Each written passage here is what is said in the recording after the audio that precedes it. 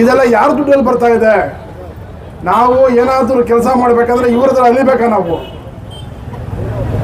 ಇವರಿಗೆ ಅಪಾಯಿಂಟ್ ಮಾಡಿರೋದು ನಾವು ನಮ್ಮ ಮನೆಗಳ ಮುಂದೆ ಬಂದು ನಮ್ಮ ಕಷ್ಟ ಸುಖ ಕೇಳಿ ಕೆಲಸ ಮಾಡ್ರಯ್ಯ ಅಂತ ನಾವು ಇವ್ರು ಸಂಬಳ ಕೊಡ್ತಾ ಇರೋದು ನಾವು. ಹೌದಾ ಇಲ್ಲ? ಇವತ್ತು ನಾವು ಯಾವ್ದಾದ್ರು ಅರ್ಜಿ ಹಿಡ್ಕೊಂಡು ಈ ಕಚೇರಿಗಳಿಗೆ ಅಲಿಬೇಕು. ಈ ಪರಿಸ್ಥಿತಿ ಬೇಕಾ ನಮಗೆ? ಇದಕ್ಕೆ ಮುಖ್ಯವಾದ ಕಾರಣ ನಾವೇ. ಈ ಒಂದು ಭ್ರಷ್ಟಾಚಾರದ ಇದೇನು ಅನಾಚಾರ ನಡೀತಾ ಇದೆ, ಇದಕ್ಕೆ ಮುಖ್ಯವಾದ ಕಾರಣ ನಾವೇ ಬಂಧುಗಳೇ. ನಾವು ಓಡಾಡೋಕ್ಕಾಗಲ್ಲ ಅಂತೇಳಿ ನಮ್ಮ ಗ್ರಾಮ ಪಂಚಾಯತಿಯಿಂದ ಹಿಡಿದು MP ವರೆಗೆ ನಮ್ಮ ಪ್ರತಿನಿಧಿಗಳನ್ನ ಆರಿಸ್ಕೋತೀವಿ ನಾವು. ನನ್ನ ಕೈಯಲ್ಲಿ ಓಡಾಡೋಕ್ಕಾಗಲ್ಲಯ್ಯ, ನನ್ನ ಬದಲು ನೀನು ಕೆಲಸ ಮಾಡು ಅಂತ ಆರಿಸ್ಕೋತೀವಿ. ಆದರೆ ಅವರೇನು ಮಾಡ್ತಾರೆ ಇವತ್ತು? ಅವರ ಒಂದು ಸ್ವಾರ್ಥಕ್ಕೆ ಅಧಿಕಾರಿಗಳನ್ನು ಉಪಯೋಗಿಸ್ಕೊಂಡು, ರಾಜಕಾರಣಿಗಳು ಉಪಯೋಗಿಸ್ಕೊಂಡು ನಮ್ಮನ್ನ ಸುಲಿಗೆ ಮಾಡ್ತಾವ್ರಲ್ರಿ. ನಮ್ಮ ಸುಲಿಗೆ ಹಣದಲ್ಲಿ ಇವತ್ತಿವರು ಸುಖದ ಸುಪ್ಪತ್ತಿಗೆಯಲ್ಲಿ ಓಡಾಡಿಕೊಂಡು ಜೀವನ ಮಾಡ್ತಾ ಇದ್ದಾರೆ. ಇವತ್ತು ನಾವು ಬಡವರಾಗೇ ಇದ್ದೇವೆ. ನಮಗೆ ಇದೇ ಪಾಡು. ಸಂಘಟನೆಗಳು ಸೇರ್ಕೊಳ್ಳೋದು, ಒಂದು ಪ್ರತಿಭಟನೆ ಮಾಡೋದು, ಇವರಿಗೆ ಒಂದು ಮೆಮೊರಾಂಡಮ್ ಕೊಡೋದು, ಅವರು ಬಂದು ಪೇಪರಲ್ಲಿ ಪೋಸ್ಟ್ ಕೊಟ್ಟು ನಾವು ಇವ್ರ ಕಡೆಯಿಂದ ಒಂದು ನಿವೇದನೆ ಇಸ್ಕೊಂಡಿದ್ದೀವಿ ಅಂತ ಹೇಳೋದು. ಈ ಪರಿಪಾಠ ಇವತ್ತಿಗೆ ಕೊನೆ ಆಗಬೇಕು ಸ್ನೇಹಿತರೆ. ಇವತ್ತು ನಾನು ಎಲ್ಲ ದಲಿತ ಮುಖಂಡರು ಕೇಳ್ಕೊತೀನಿ, ತಾವುಗಳು ಇಷ್ಟೊತ್ತು ನಮ್ಮ ಮುಖಂಡರು ಹೇಳ್ತಾ ಇದ್ರು ದಲಿತರ ಕಾಲೋನಿಗಳಲ್ಲಿ ಯಾವ ಥರ ಪರಿಸ್ಥಿತಿ ಇದೆ ಅಂತ. ಇದು ಬೇರೆಯವರು ಮಾಡಿರೋದಲ್ಲ, ನಾವೇ ಮಾಡ್ಕೊಂಡಿರೋ ಪರಿಸ್ಥಿತಿಗಳು. ನಮ್ಮಲ್ಲಿ ಇರ್ತಕ್ಕಂಥ ಲೀಡರ್ಗಳು ಸರ್ಕಾರದಿಂದ ಏನೇನು ಸವಲತ್ತುಗಳು ಸಿಗ್ತವೆ, ಸರ್ಕಾರದಿಂದ ಏನೇನು ಸ್ಕೀಮ್ಗಳಿದ್ದಾವೆ, ಅದೆಲ್ಲ ನಿಮಗೆಲ್ಲ ಗೊತ್ತಿರುತ್ತೆ ಸಾಮಾನ್ಯವಾಗಿ. ಅದನ್ನೆಲ್ಲ ಇಂಪ್ಲಿಮೆಂಟ್ ಮಾಡ್ತಕ್ಕಂಥ ಜವಾಬ್ದಾರಿ ನಮಗೆ ಇರ್ತದೆ.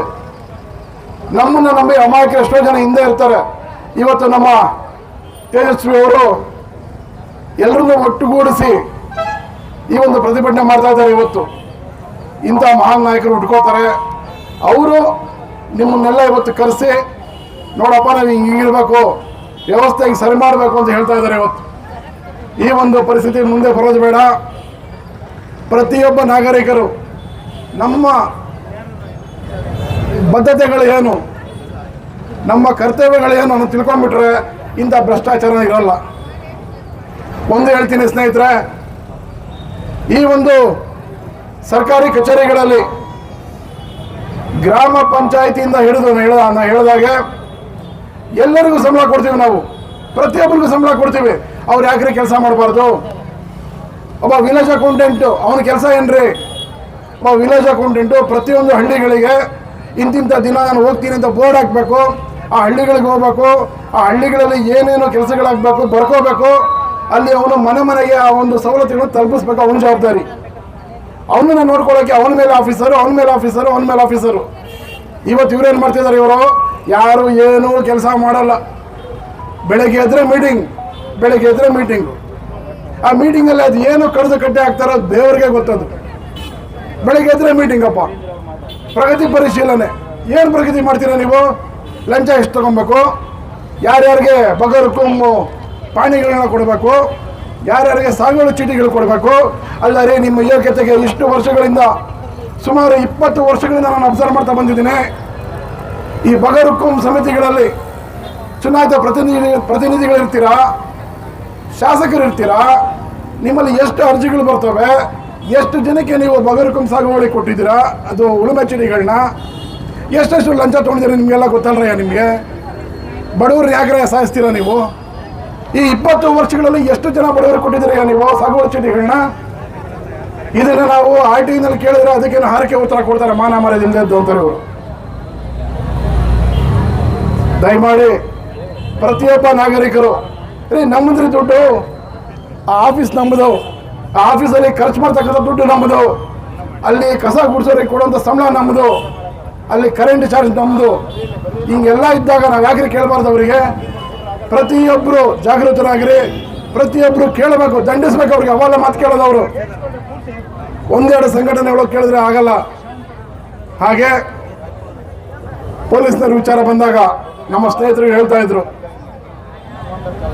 ನಿಜ ಹೇಳಬೇಕಂದ್ರೆ ನಾವು ನಮ್ಮ ಕರ್ನಾಟಕ ರಾಷ್ಟ್ರ ಸಮಿತಿ ಪಕ್ಷದಿಂದ ನಮಗೆ ಭಾಳ ಈಸಿಯಾಗಿ ಸಿಗ್ತಕ್ಕಂಥವ್ರು ಪೊಲೀಸ್ನವರು. 50 ರೂಪಾಯಿ, 100 ರೂಪಾಯಿ, 500 ರೂಪಾಯಿ ಸಿಗ್ತಾರವರು. ಇಲ್ಲಿ ಕೂತವ್ರಲ್ಲಿ ತಿಮಿಂಗಲಗಳು ಲಕ್ಷಗಳ ಕೋಟಿಗಳು ತಿನ್ಕೊಂಡು ಪಾಪ ಆ ಪೊಲೀಸರು ದಿನದ 24 ಗಂಟೆ ಕೆಲಸ ಮಾಡ್ತಾರೆ ನಮಗೋಸ್ಕರ. 10 ನಿಮಿಷ ಅವರು ಕಣ್ಣು ಮುಚ್ಚಿ ಕುತ್ಕೊಂಡ್ಬಿಟ್ರೆ ನಾವು ಯಾರು ಜೀವನ ಮಾಡೋಕ್ಕಾಗಲ್ಲ. ಅಂಥ ಒಂದು ವ್ಯವಸ್ಥೆ ಅದು. ಹಾಗೆ ಈ ಒಂದು ಪ್ರತಿಭಟನೆ ಯಾರೇ ಒಬ್ಬ ಸರ್ಕಾರಿ ಅಧಿಕಾರಿ ಆಗಿರಲಿ, ಜನಪ್ರತಿನಿಧಿ ಆಗಿರಲಿ, ಇದು ಸಾಂಕೇತಿಕ ಅಂತ ಯಾರು ತಿಳ್ಕೊಂಬೇಡ್ರಿ. ಇದು ಅನಿರ್ದಿಷ್ಟಾವಧಿ ಪ್ರತಿಭಟನೆ. ಇದು ಈಗ ಶುರು ಆಗಿದೆ. ಈಗ ಸಮಾನ ಮನಸ್ಕ ಸಂಘಟನೆಗಳೆಲ್ಲ ಸೇರಿ ಈ ಒಂದು ಪ್ರತಿಭಟನೆಯನ್ನು ಶುರು ಮಾಡಿದ್ದೇವೆ. ಈ ಪ್ರತಿಭಟನೆ, ಈ ಒಂದು ಪತ್ರದಲ್ಲಿ ಏನೇನು ಅಂಶಗಳಿದ್ದಾವೆ ಇವೆಲ್ಲ ಈಡೇರೋವರೆಗೆ, ಈ ಅಂಶಗಳೆಲ್ಲ ಈಡೇರೋವರೆಗೆ ಅನಿರ್ದಿಷ್ಟಾವಧಿಯಾಗಿ ಇಲ್ಲಿ ಪ್ರತಿಭಟನೆ ಮಾಡ್ತೀವಿ ಅಂತ ಹೇಳ್ತಾ, ಈ ಒಂದು ಪ್ರತಿಭಟನೆಯಲ್ಲಿ ನಮ್ಮ ಕರ್ನಾಟಕ ರಾಷ್ಟ್ರ ಸಮಿತಿ ಪಕ್ಷ ಅಂದರೆ KRS ಪಕ್ಷವನ್ನು ಗುರುತಿಸಿ ಕರೆದು ನಮ್ಮನ್ನು ಭಾಗವಹಿಸೋಕ್ಕೆ ಅನುಕೂಲ ಮಾಡಿಕೊಟ್ಟಂತ ನಮ್ಮ ಎಲ್ಲ ಮುಖಂಡರು ವಂದಿಸ್ತಾ ನನ್ನ ಮಾತನ್ನು ಮುಗಿಸ್ತಾ ಇದ್ದೀನಿ. ಜೈ ಹಿಂದ್, ಜೈ ಕರ್ನಾಟಕ, ಜೈ KRS.